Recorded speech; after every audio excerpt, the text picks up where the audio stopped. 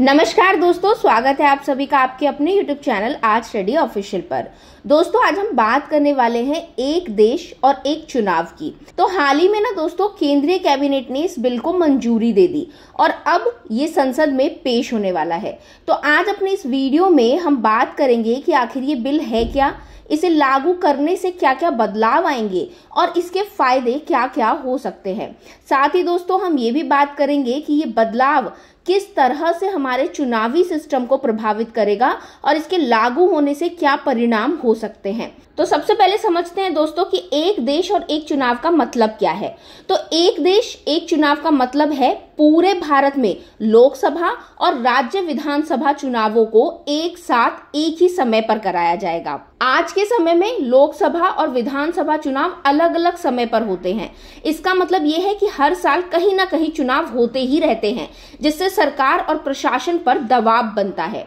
अब अगर ये बिल लागू होता है तो भारत के हर नागरिक को एक ही दिन में लोकसभा और राज्य विधानसभा दोनों चुनावों के लिए मतदान करना होगा।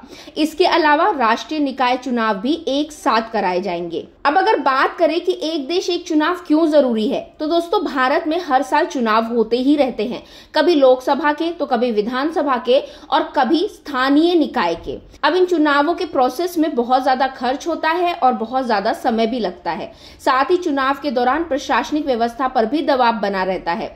अब एक देश एक चुनाव के लागू होने से इन सभी समस्याओं का समाधान हो सकता है। अब अगर दोस्तों इस बिल के फायदे की बात करें तो सबसे पहले जैसा कि मैंने बताया आप लोगों को, समय और पैसे की बचत होगी। अगर चुनाव एक साथ होते हैं तो हर चुनाव के लिए अलग अलग इंतजाम करने की जरूरत नहीं पड़ेगी और इससे सरकार का खर्च भी घटेगा और प्रशासनिक व्यवस्था भी आसान हो जाएगी।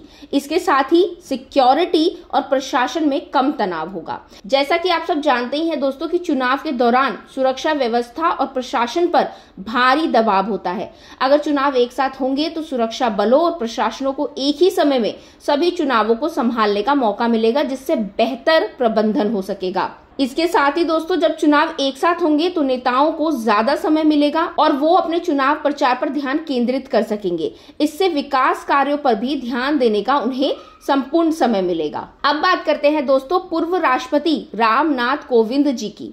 तो भारत के पूर्व राष्ट्रपति रामनाथ कोविंद जी की अध्यक्षता में एक उच्च स्तरीय समिति बनाई गई थी, जिसने एक देश एक चुनाव पर अपनी रिपोर्ट दी थी। इस रिपोर्ट में कई महत्वपूर्ण सिफारिशें की गई थी।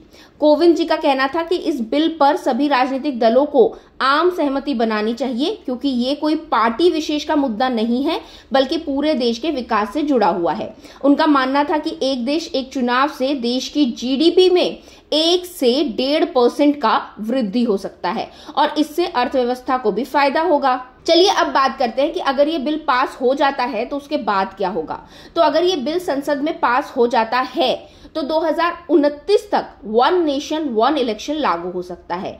इसके लिए सबसे पहले लोकसभा और विधानसभा चुनाव एक साथ कराए जाएंगे, फिर कुछ समय बाद स्थानीय निकाय चुनावों को भी इसी प्रोसेस में शामिल किया जाएगा और इसके लागू होने से चुनावी प्रक्रिया में सुधार होगा और देश के विकास की दिशा में एक महत्वपूर्ण कदम होगा।